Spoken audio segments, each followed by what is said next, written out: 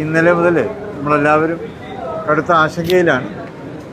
Gulf മേഖലയിൽ നടന്നുകൊണ്ടിരിക്കുന്ന, പ്രത്യേകിച്ച് മിഡിൽ ഈസ്റ്റിൽ നടക്കുന്ന, ഇന്നലെ അമേരിക്ക തുടക്കം കുറിച്ച അമേരിക്ക ഇസ്രായേൽ ഇറാനെ ആക്രമിച്ചതോടുകൂടി വലിയ യുദ്ധഭീതിയിലാണല്ലോ ഇപ്പോൾ ലോകം നിലനിൽക്കുന്നത്.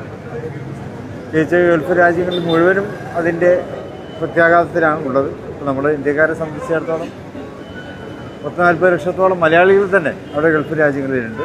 അവരെല്ലാം വലിയ ഭീതിയിലാണ്. നമുക്ക് പറയാനുള്ളത്, ഇന്ത്യ ഗവൺമെൻറ് ഈ സ്ഥിതിവിശേഷം ഗൗരവത്തിൽ കണക്കിലെടുത്ത് അവിടെ സമാധാനത്തിനാവശ്യമായിട്ടുള്ള ശ്രമങ്ങളൊക്കെ ഇന്ത്യ ഗവൺമെൻറ് നടത്തണം എന്നുള്ളത് തന്നെയാണ്. ജനങ്ങളുടെ ഭീതി അകറ്റേണ്ടതുണ്ട്.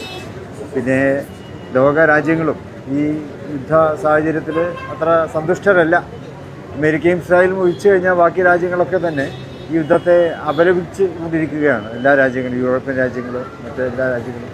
അപ്പോൾ അത് ലോകത്തിൻ്റെ മനസ്സാക്ഷിക്ക് തന്നെ എതിരായ ഒരു യുദ്ധമാണ് ഇപ്പോൾ അവിടെ നടന്നുകൊണ്ടിരിക്കുന്നത്. എത്രയും പെട്ടെന്ന് അത് അവസാനിക്കണം എന്ന് തന്നെയാണ് നമുക്കൊക്കെ പറയാനുള്ളത്. അതിന് സെയിം ഇപ്പോൾ വേഗം സമാധാനം ഉണ്ടാവട്ടെ. ഇപ്പോൾ ഇന്ന് തങ്ങൾ പിന്നെ എല്ലാ അധികൃതരായിട്ട് ബന്ധപ്പെടുന്നുണ്ട്. അതുപോലെ തന്നെ ഗൾഫ് നാട്ടിലുള്ള മലയാളികളായിട്ടും മലയാളി സംഘടനകളായിട്ട് ബന്ധപ്പെടുന്നുണ്ട്. മുഖ്യമന്ത്രിയായിട്ടും ഇപ്പോൾ ട്രെയിനിലിരുന്ന് സംസാരിച്ചു. ഞങ്ങളും സംസാരിച്ചു, ഞാനും സംസാരിച്ചു. നമ്മളെക്കൊണ്ട് കഴിയുന്നതൊക്കെ നമ്മൾ ചെയ്യുന്നുണ്ട്.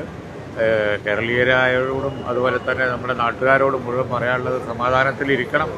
വേഗം സമാധാനം ഉണ്ടാകുന്നുണ്ട്. എല്ലാവരുടെയും പ്രാർത്ഥന ഉണ്ട്. നമുക്ക് ഇപ്പോൾ നമ്മൾ സുരക്ഷിതമായിരിക്കുക എന്നുള്ളതാണ് പറയാനുള്ളത്. തക്ക സമയത്ത് ഞങ്ങളൊക്കെ ഇടപെടും. ആവശ്യമായ കാര്യങ്ങളൊക്കെ ചെയ്യും. സംഘടനകളൊക്കെ അതിനുവേണ്ടി ഉപയോഗിക്കും. അഷുറൻസാണ് പറയാനുള്ളത്. നമ്മൾ വാച്ച് ചെയ്തുകൊണ്ടിരിക്കുകയാണ് എന്നുള്ള വിവരം ആണ് അവരോട് പറയാനുള്ളത്. എം പിമാർ വിദേശകാര്യമന്ത്രിയായിട്ട് സംസാരിക്കുന്നുണ്ട്. അതുപോലെ തന്നെ ഇപ്പോൾ പറഞ്ഞ പോലെ തങ്ങൾ തന്നെ ഇപ്പോൾ മുഖ്യമന്ത്രിയായിട്ട് സംസാരിച്ചു. അതുപോലെ നമ്മൾ എല്ലാവരും ഒറ്റക്കെട്ടായി ഈ ഒരു ഘട്ടത്തിൽ ക്രൈസിസ് മാനേജ് ചെയ്യാൻ നിൽക്കുക എന്നുള്ളതാണ്. നോക്കാം നമുക്ക്.